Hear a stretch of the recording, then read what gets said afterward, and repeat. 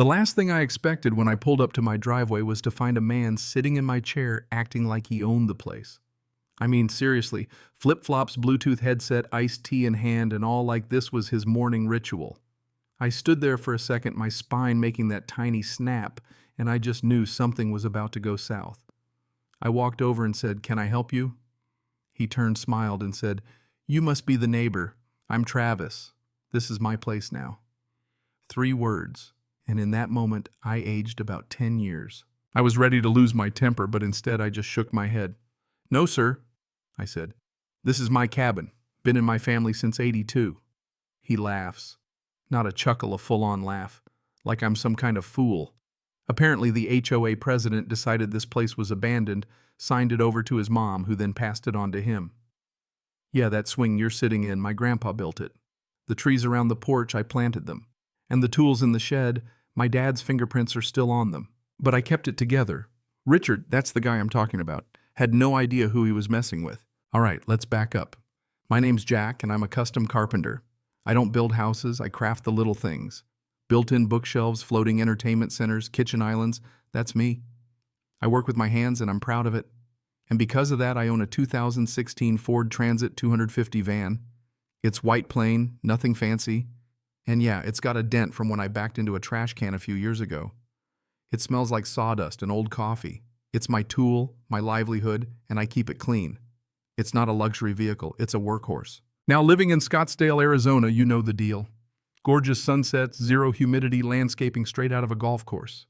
But with that comes the HOA. The rules, the endless rules. They have a binder, thick as a brick, detailing exactly how high your grass can be and what color you can paint your house. I agreed to it all, kept my yard clean, and minded my own business.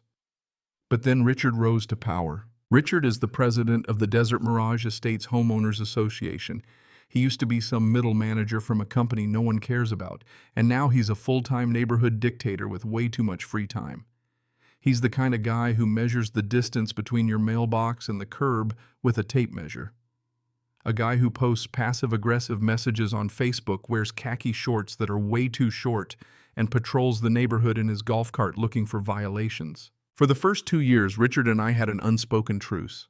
I kept my nose clean. I parked my van in my driveway out of sight with some classy magnetic signs that said Jack's Custom Woodwork in forest green letters. According to the HOA rules, commercial vehicles weren't allowed on the street overnight, so I parked it in my driveway. No big deal, right? That is until 3 weeks ago. I came home one Tuesday evening dead tired from working a massive piece of walnut into a client's dining room. And what do I find? A white envelope taped to my front door. Not mailed, taped with industrial-strength packing tape. I ripped it open. It was a formal notice from the HOA board signed by Richard himself. Effective immediately, the letter began. No commercial vehicles are permitted in residential driveways at any time.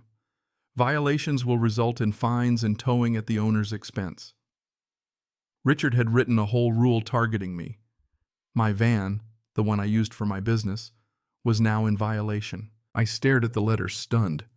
My van's too big to fit in my garage, and parking it off-site would cost me $400 a month. Furious, I did the logical thing. I fired up my laptop, pulled up the HOA meeting minutes, and dug through the absurd mess Richard had made. He'd introduced the amendment claiming our streetscape looked like a blue-collar loading dock because of my van. I wasn't going to let this slide. I went outside, grabbed the magnets off my van, the ones with my business name on them, and peeled them off. Now, my van was just a white Ford Transit. No signs, no branding. Under Arizona law, it didn't even qualify as a commercial vehicle. I thought I'd outsmarted Richard. Problem solved. But the next morning, I woke up to a $500 citation under my windshield wiper.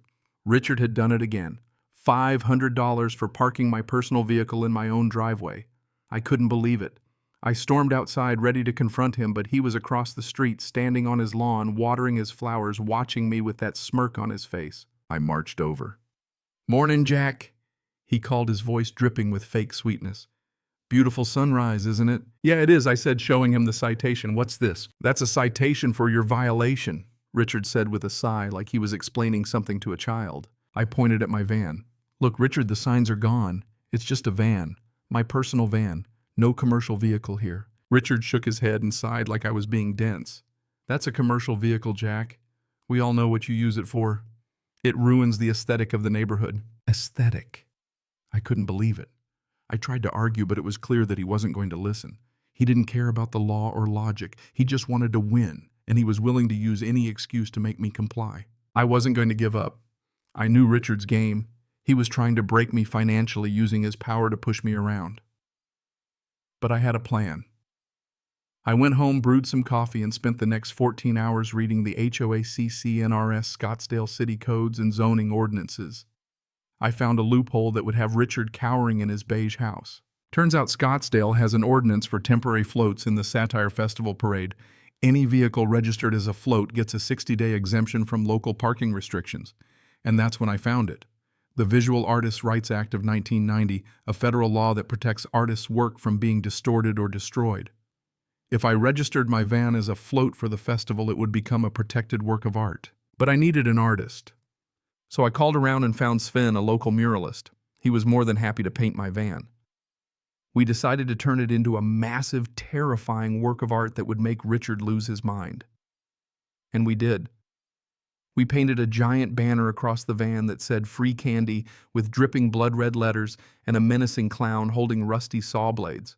It took 3 days, but when it was done, it was the most offensive, insane piece of art you could imagine. And it was ready just in time for Richard's inevitable freakout. I parked the van in my driveway right in front of Richard's window. Then I waited. It didn't take long. Richard stormed out of his house, saw the van, and froze. He didn't know what to do. His face turned purple. He was shaking, but he didn't come over. He just stared at it. A few minutes later, the police arrived. Richard tried to make his case, but I had my ducks in a row. The cops saw my papers, laughed, and told Richard he couldn't do anything. I was legally protected. Richard had nothing. He was defeated. That was the end of his reign. But of course, that wasn't the last of it. The HOA board still tried to take me down. They called an emergency meeting, and Richard was ready to drag me through the mud again. But this time I was ready. I walked in with my legal documents, including the sworn affidavit from Sven and the VAR law. When Richard tried to push his agenda, I hit him with the threat of a federal lawsuit. The board had no choice but to back down. Richard resigned. I won.